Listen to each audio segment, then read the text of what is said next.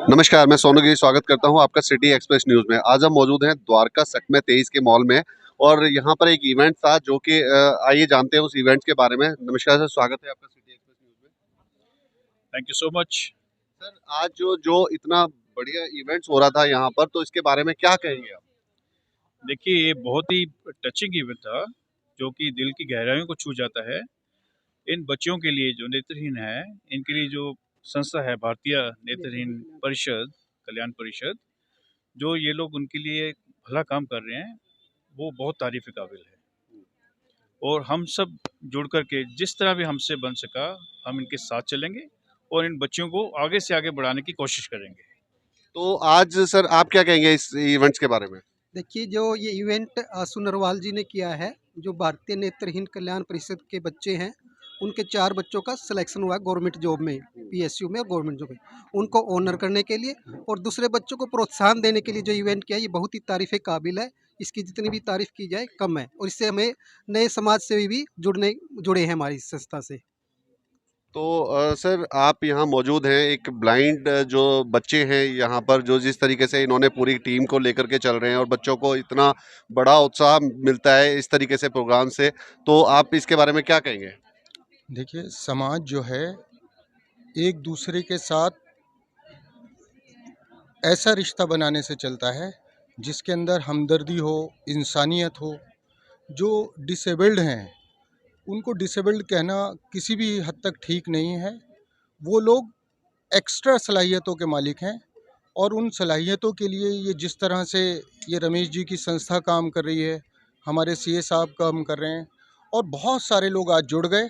आशु नरवाल ने एक ही छत के नीचे तमाम लोगों को जोड़ दिया और इतना कहना चाहिए दिल को ऐसा एक ताकत मिली है इस इवेंट में आके कि लगता है यही इंसानियत है और यही सब कुछ होते रहना चाहिए। और यहाँ आने के बाद कुछ शब्द नहीं है क्या कहा जाए। तो ये बहुत ही अच्छी इन्होंने बात करी कि इस तरीके से जो इवेंट्स हैं, इस तरीके से जो प्रोग्राम्स हैं, वो लोगों को दिल से अंदर तक झकोड़ के रख देते हैं कि जिस तरीके से ऐसे बच्चे जो है आगे निकल रहे हैं अपने पढ़ाई के माध्यम से और एक गवर्नमेंट जॉब में सिलेक्शन हुआ है, तो आप ये देखो कि मेहनत कहीं भी रंग ला सकती है। तो आप क्या कहेंगे सर, आप यहाँ पर इतने मैं रमेश प्रसाद सिंह, महासचिव भारतीय नेत्रहीन कल्याण परिषद से। हमारी संस्था रमा विहार नियर सेक्टर 22 रोहिणी के पास स्थित है।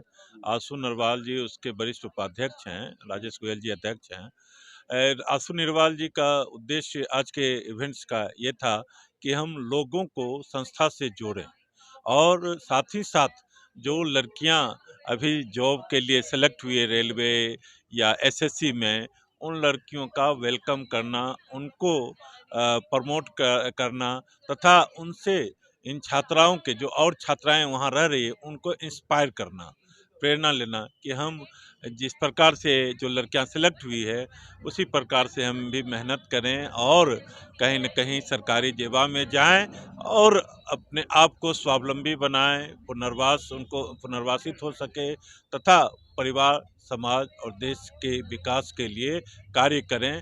तो आज के इवेंट्स में जो कुछ लोग संस्था से जुड़े हैं, वो हमारे लिए अति प्रसन्नता की बात है कि जब तक लोग जुड़ेंगे नहीं तब तक संस्था का विकास जो होनी चाहिए वो नहीं हो पाती है।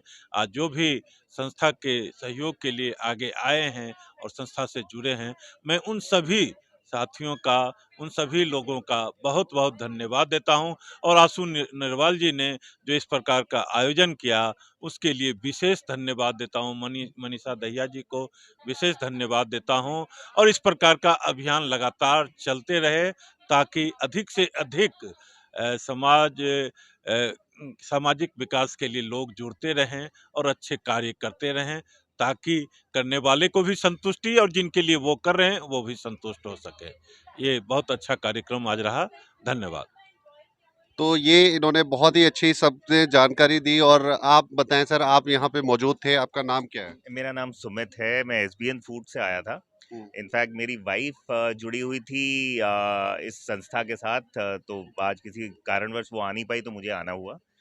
पर यहाँ आके एक चीज़ लगती है, जो भी यहाँ नहीं आया, जिसने इन लोगों को नहीं देखा, वो कभी भी असली सक्सेस को नहीं समझ पाएगा।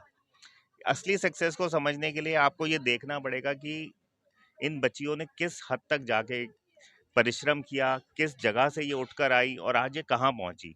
हम लोग वो नहीं कर पाते। मेरी एक दिली ख्वाहिश थी कि मैं एमए कर पाऊँ, जो खैर कभी नहीं कर पाया। पर इन लोगों को आज करते हुए देख के लगता है कि यार हमने तो कभी कुछ किया ही नहीं जो इन लोगों ने कर दिया। आई एम रियली लकी कि मैं आज यहाँ पर आ पाया हूँ। और इनफैक्ट सभी को यहाँ पर एक बार ऐसी किसी संस्था के साथ जुड़ना चाहिए, जो भी वो समाज के लिए कर पाएँ, जो भी बच्चों के लिए, जो भी आने वाली पीढ़ियों के लिए कर पाएँ, वो बहुत ज़रूरी है। जितना भी करें कम है। Thank you. तो आशु जी, अभी हमने और लोगों की भी बहुत ही बाइट ली और आपके बारे में बहुत ही अच्छी उन्होंने जानकारी दी। तो आप बताएं क्या कहना चाहेंगे इस इवेंट्स के बारे में?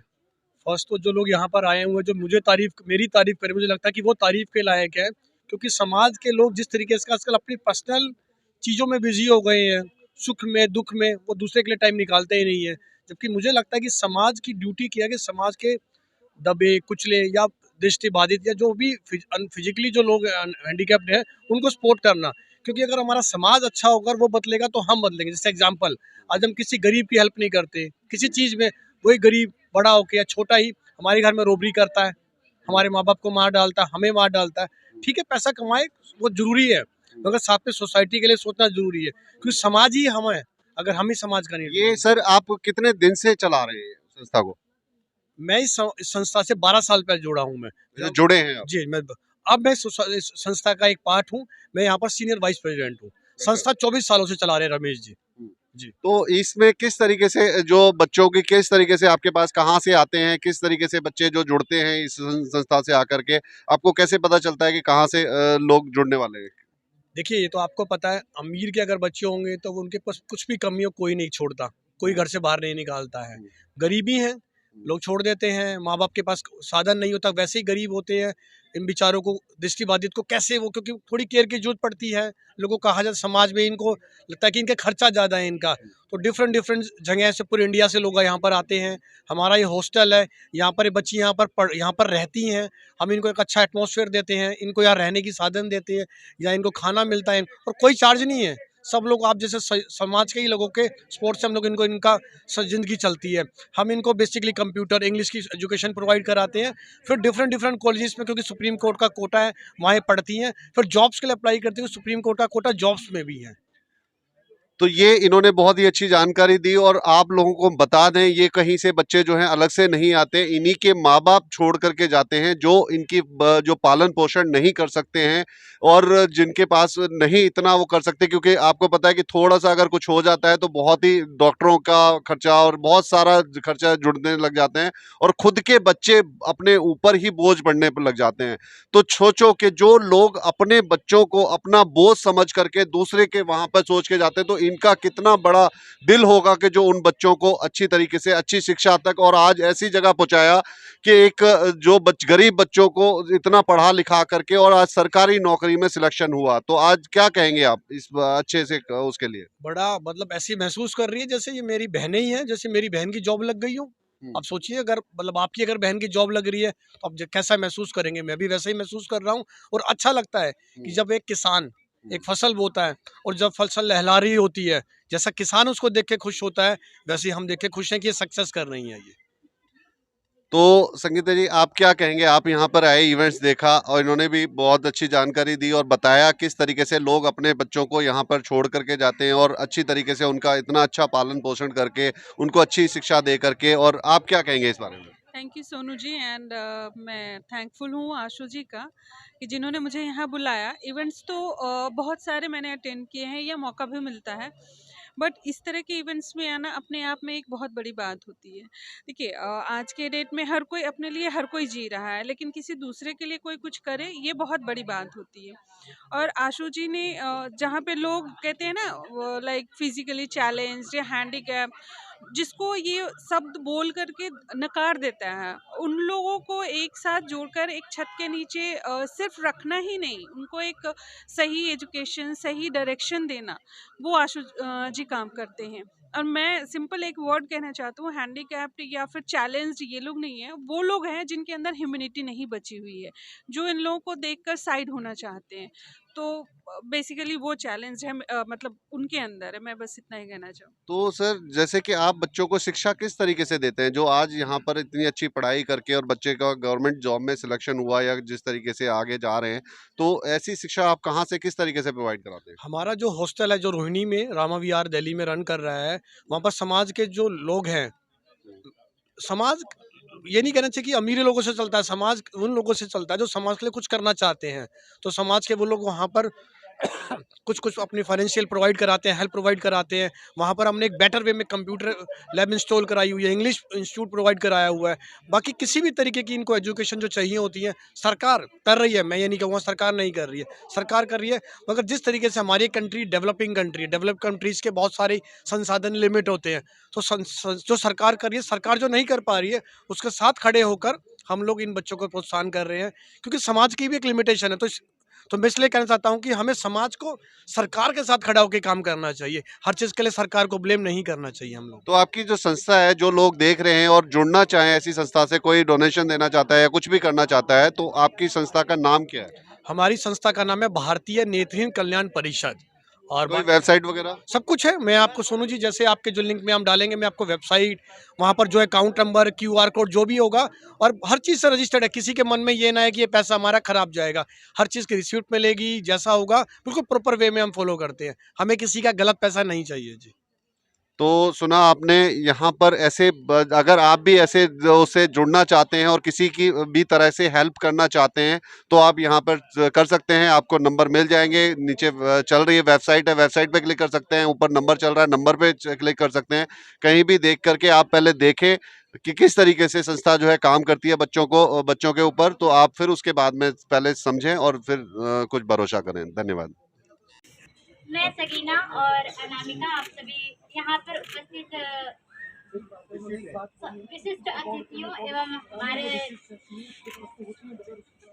का धन्यवाद ज्ञापित करते हैं, क्योंकि आप सभी के आने से हमारा उत्साह बढ़ा और आप सभी का साथ हमेशा हम सभी के लिए रहता है, और आप सभी हमारे लिए इतनी सारी दुआएं, इतने सारे गिफ्ट और हम सभी को आगे बढ़ने की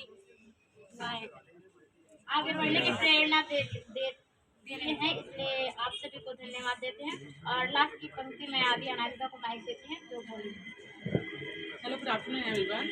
मैं उपस्थित सभी का स्वागत एवं हार्दिक अभिनंदन करती हूँ हमारे विशिष्ट आगंतुक सज्जनों जो यहाँ पे हमारे लिए विशेष कर आए, अपना समय निकाला हमारे लिए, हमारा हौसला बढ़ाया उन्होंने और हमें कुछ गिफ्ट भी दिए। और हमारे टीचर्स हमारे साथ दिन रात रहते हैं और जो भी हमारी परेशानी आती है तो हमारा सपोर्ट करते हैं।